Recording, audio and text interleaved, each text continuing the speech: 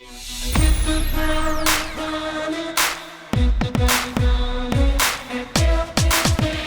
name is Jacob Clark. I'm at the Alfred State's Culinary Arts Department. I graduated from Holland Junior High School.